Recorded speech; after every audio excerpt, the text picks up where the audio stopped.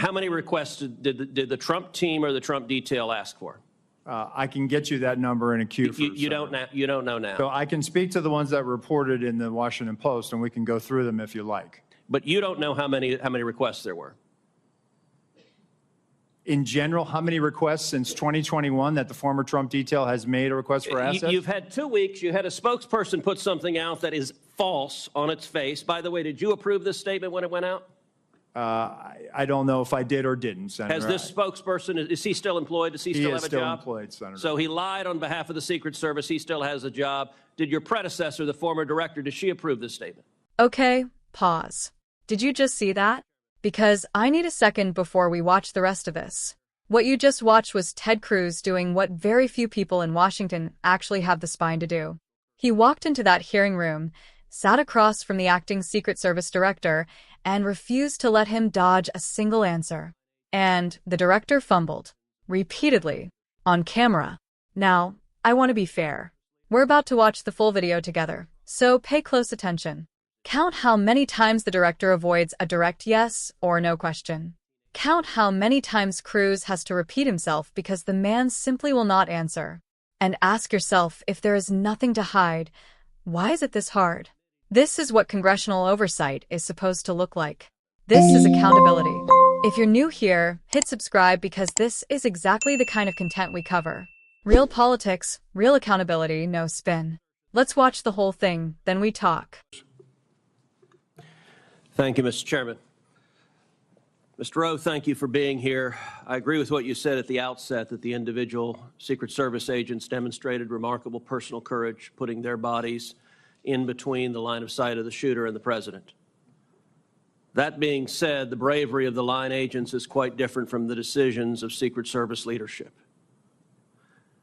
Secret Service leadership committed catastrophic security failures, indeed the worst security failures for the Secret Service since 1981, since the attempted assassination of President Ronald Reagan. It is incumbent upon this committee to determine why those security failures happened. Just after the shooting, Secret Service put out an official statement from your spokesperson that says there's an untrue assertion that a member of the former president's team requested additional security resources and that those were rebuffed. This is absolutely false. In fact, we added protective resources and technology and capabilities as part of the increased campaign travel tempo. Was this tweet accurate? With respect to Butler, Pennsylvania, it is accurate, sir. It is accurate that the Trump team had not asked for additional security and had not been rebuffed. If you're talking about Butler, Pennsylvania, all assets requested were approved. If you're talking about the media reporting of assets requested, there were times when assets were unavailable and not able to be filled, and those gaps were staffed with state and local law enforcement tactical assets. So I'm reading from the Washington Post, July 20th, 2024. Secret Service said to have denied requests for more security at Trump events. The opening paragraph, top officials of the U.S. Secret Service repeatedly denied requests for additional resources and personnel sought by Donald Trump's security detail in the 2 years leading up to his attempted assassination, according to 4 people familiar with the requests. Is that right, that repeatedly the Trump detail asked for more resources and repeatedly Secret Service leadership turned that down? That is not accurate, Senator. Assets are requested. There's a process that is made. And how many requests did the Trump team or the Trump detail ask for? I can get you that number in a queue. You don't know now. So I can speak to the ones that reported in the Washington Post, and we can go through them if you like. But you don't know how many requests there were. In general, how many requests since 2021 that the former Trump detail has made a request for assets? You've had 2 weeks. You had a spokesperson put something out that is false on its face. By the way, did you approve this statement when it went out? I don't know if I did or didn't, Senator. Has this spokesperson, is he still employed? Does he still have a job? He is still employed, Senator. So he lied on behalf of the Secret Service. He still has a job. Did your predecessor, the former director, did she approve this statement? Senator, our comms team, they send out statements, they do deconflict them, and they put them out. Did she approve this statement? I don't know if she did or did not, Senator. And you don't know if you did either? I don't recall approving it, Senator. Will you commit to provide this committee in writing every written request for additional resources from the Trump campaign or the Trump detail and every response from Secret Service? Senator, I will commit to providing responses and getting you the information that you are seeking. Let me ask you something. And who makes the decision to deny those requests? Did you make that decision? Which requests? Are you talking about the ones that were in the Any of Washington them. Post? Yes. So the process, sir, is that a detail will make a request for either staffing, technical assets, that is handled between the field office and the detail. It goes up to a logistics office between our Okay, office so of there's a investi- bureaucracy. Is there a decision maker? It's not a bureaucracy, Give Senator. me It's the a person that's the process. decision maker. Is there one? Senator, it's a conversation. It's not just an absolute yay or nay. So let me tell you what I believe. I believe that the Secret Service leadership made a political decision to deny these requests. And I think the Biden administration has been suffused with partisan politics. Did the same person who denied the request for additional security to President Trump also repeatedly deny the request for security to Robert F. Kennedy Jr., whose father was murdered by an assassin and whose uncle was murdered by an assassin? Did the same person make that decision? Senator, what I will tell you is that Secret Service agents are not political. Okay, you're not and nor answering do my they but you know what? allow. I'll get Leadership to your appointed by answer, the Senator, president, if you allow leadership me appointed to. by the president is political. I have a simple question, yes or no. Did the same person deny the Trump request that also denied the RFK request? That's a yes or no question. Senator, that is not a yes or no question. One, there is a process for a candidate nominee to receive protection. Does the buck stop anywhere? That is a Stop anywhere? bipartisan process that the Hill It's a participates in. bicameral, bipartisan process. What camera? For a candidate, You for are a not a candidate Congress. You don't protectee, have a camera. Mr. Kennedy submitted a request that was referred over to the CPAC. Okay, you're refusing to answer the question. Let me ask, because the failures on that day were catastrophic. By the way, is it true that on the day of the Butler event that Secret Service transferred agent from President Trump to the First Lady? No, sir, that's not true. That's been widely reported. It's not true. There was one airport agent that actually went on the manpower request for the Trump detail. They handled the arrival at the airport What for is the First Lady. What was the and relative size of the Trump detail compared to the detail that is assigned to the President or the First Lady?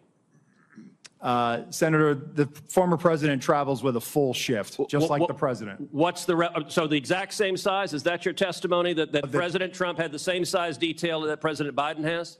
On the day of in Butler, the agents surrounding him, it is the same number of agents surrounding the president today. There is a difference between a sitting president who also not only Hold on, you're using president in a way that is not clear. Is it your testimony that in Butler, Pennsylvania, Donald Trump had the same number of agents protecting him that Joe Biden has at a comparable event?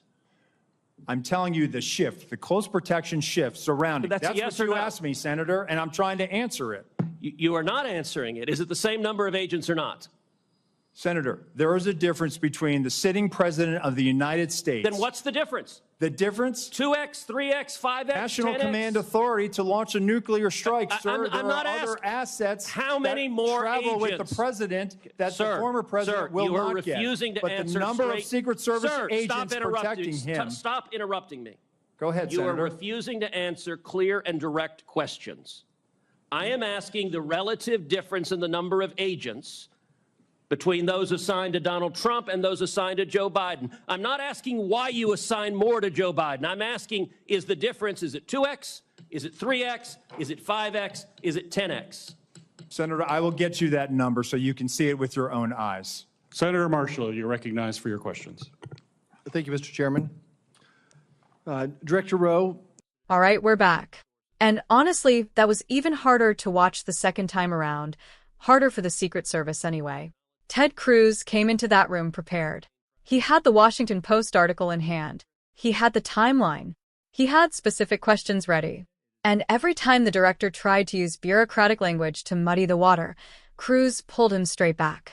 That is not grandstanding. That is a senator doing his job. The thing that really got me was the spokesperson situation. The Secret Service put out a public statement calling it absolutely false that the Trump team had been denied additional security. But based on the director's own evasive non-answers, that statement was at best misleading. Cruz asked, "Did you approve this statement?" The director doesn't recall. Did the former director approve it? He doesn't know. Is the spokesperson still employed? Yes, he is.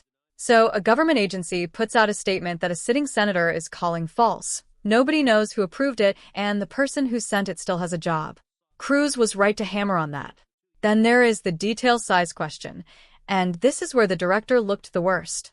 Cruz asked a simple question. How many agents did Trump have in Butler compared to how many Biden gets at a comparable event? That is not a trick question. It is a factual, numerical question. And the director could not answer it. He kept saying he would get the number later. You are the director. You have had 2 weeks since the assassination attempt. You do not know your own staffing numbers? Cruz was not just going after one bad day either. He was pointing to a pattern of denied requests, a pattern of evasion. And he asked the question a lot of Americans are quietly asking. Was there a political dimension to these decisions? Was the former president deliberately given less protection because of who he is? That is not a conspiracy theory. That is a legitimate question that deserves a real answer. And the fact that the director of the Secret Service cannot give straight answers about staffing, about who denied what, about who approved a public statement, that should concern everyone regardless of your politics. The RFK Jr. angle was sharp too. A man whose father and uncle were both assassinated requested Secret Service protection and was denied. Cruz asked whether the same person made both decisions. The director refused to answer. But that question deserves an answer. Here is what I will say to close. Individual Secret Service agents are heroes. The people who threw themselves in front of a bullet that day are not the problem, and Cruz acknowledged that himself. But leadership is a different story. When leadership fails this publicly and this catastrophically, someone has to answer for it. Not with non-answers. Not with, "I will get you that number." With actual accountability. Cruz gave them the chance to be transparent and start rebuilding trust. They wasted it. Let me know in the comments what stood out to you. If you think I missed something, drop it below. Like the video if this kind of content matters to you, and I will see you in the next one.